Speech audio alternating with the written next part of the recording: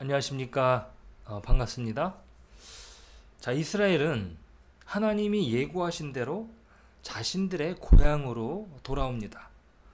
바벨론이 영원할 것 같지만, 그들의 고통이 계속되는 것 같지만, 이 바벨론도 하나님의 손에 의해서 사라집니다. 이사야를 통해 예고했기 때문에 그것을 알고 있는 거죠. 그 권세는 하나님께서 허락하신 만큼 행세하는 것입니다. 바벨론도 무너질 세상의 권세일 뿐이죠.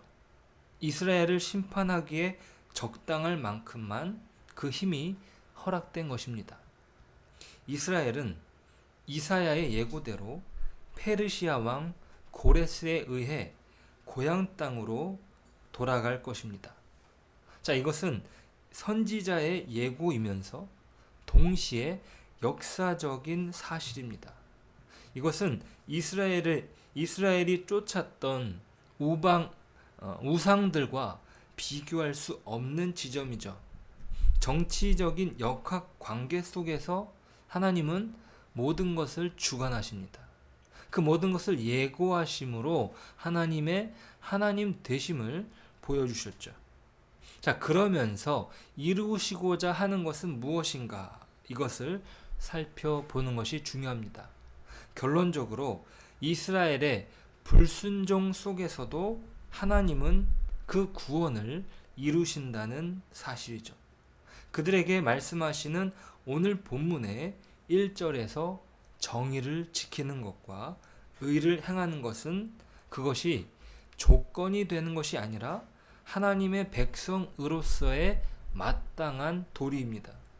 그들이 선택을 받았다고 경건한 삶이 외면되느냐? 아닙니다. 경건한 삶이 자신들의 선택과는 무관한 내용이 아니라는 것이죠.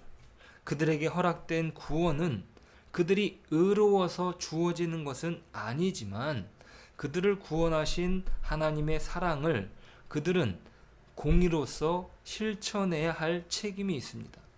왜냐하면 하나님께서는 공의로우시면서 동시에 사랑이 넘치는 분이기 때문입니다. 그분의 사랑으로 구원받은 자로서 마땅히 지녀야 할 모습인 것이죠.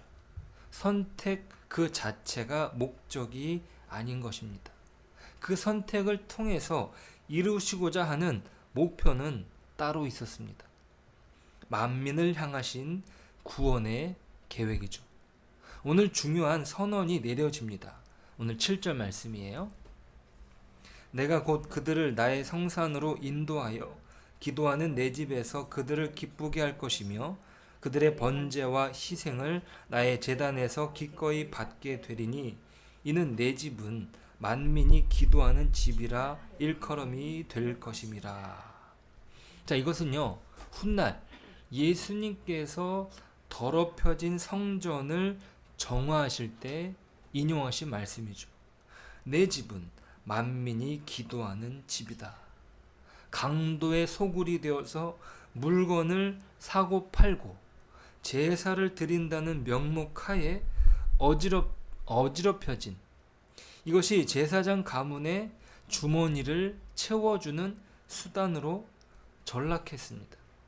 그러한 성전을 깨끗하게 하실 때 가져오신 말씀이죠. 만민이 기도하는 집을 너희들이 더럽히고 있다. 예수님께서는 이 땅에 오셔서 그 처음 사역을 성전을 정화하는 사역, 그 마지막 사역을 성전을 정화하는 사역으로 마치셨습니다. 자, 오늘 만민이 기도하는 집으로 분명히 말씀하시는 것은 자, 여기서 이방인과 고자에 대한 언급이에요.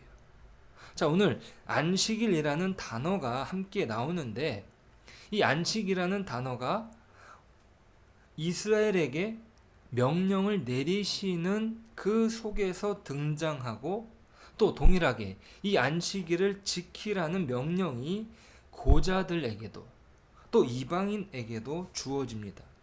자, 그러니까 안식일을 지키라는 명령이 이스라엘인에게만 주어지는 것이 아니라 율법적으로 배제되었던 이방인과 고자에게도 허락됩니다.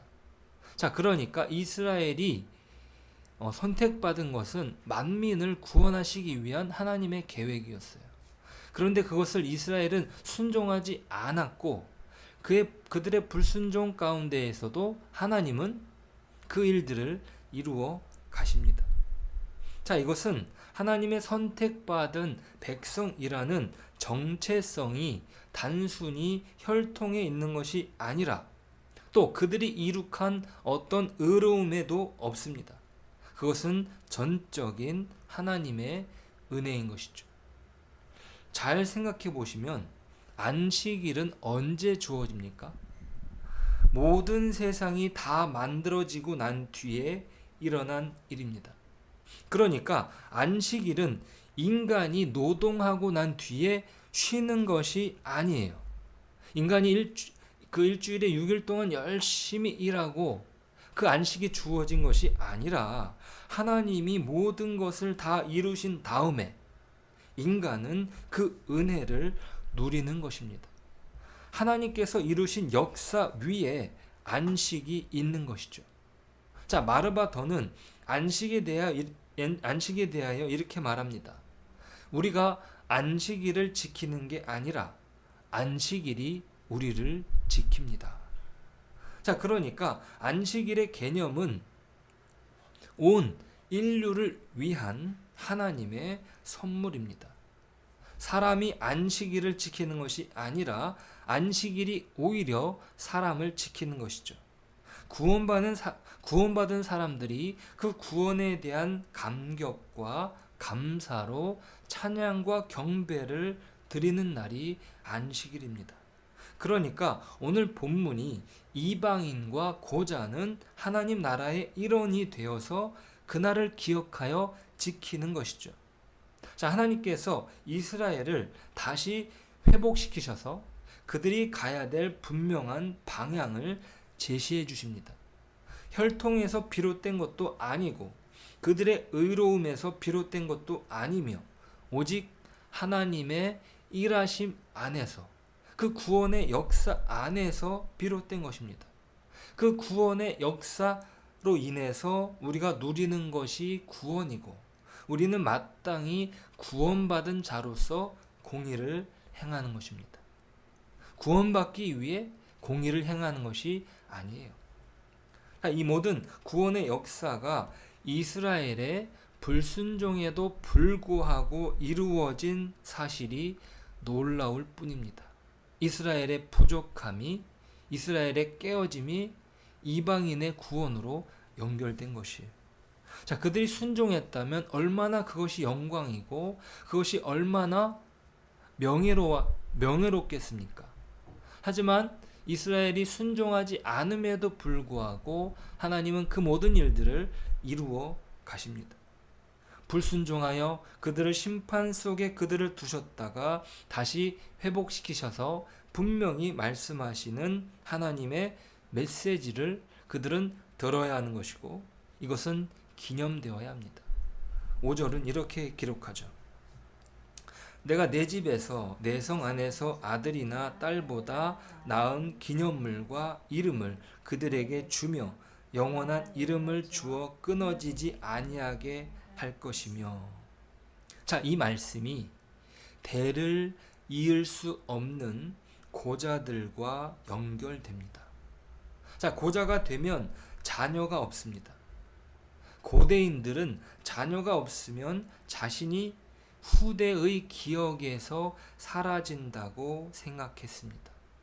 자, 그러나 고자라 할지라도 안식일을 지키고 하나님이 기뻐하시는 일을 선택하고 언약을 굳게 잡는 자가 되면 하나님의 성 안에서 아들이나 딸보다 나은 기념물과 이름을 주어 영원히 그 이름이 끊어지지 않게 될 것입니다. 여기에서 기념물과 이름이라는 히브리어가 야드 바셈입니다. 기념물과 이름, 히브리어로는 야드 바셈. 자, 이것이 바로 홀로코스트 기념관의 이름이에요. 자, 이 야드 바셈이 바로 홀로코스트 20세기 유대인 대학살의 희생자들을 기념하여 예루살렘에 만든 기념관이죠. 인류의 잘못을 기억하기 위한, 그들이, 그 독일 사람들이 자신들의 잘못을 회개하죠. 그리고 그것을 이스라엘 안에 자신들의 땅에다가 기념관을 세웁니다. 그들이 실수할 수 있었습니다. 하지만 그 실수를 인정하고 그것을 기억시켜 놓았습니다. 그러니까 독일이 독일다운 것은 거기에서 비롯된 것이죠. 자, 우리는 기억해야 됩니다. 잘 까먹는 것이 우리의 인생인 것이죠. 그래서 메모를 하고 일기를 쓰는 것이 좋습니다. 무엇보다 하나님의 은혜는 그렇게 안식일을 지키는 것으로 기억되어야 합니다. 그분의 구원에 대한 우리의 마땅한 반응이 바로 안식을 지키는 것이고, 그분의 명령을 따라 정의와 공의를 행해야 합니다. 그것은 우리가 구원을 받았기에 감사와 감격으로 하는 것이에요. 오늘 우리가 기억해야 되는 구원은 무엇입니까?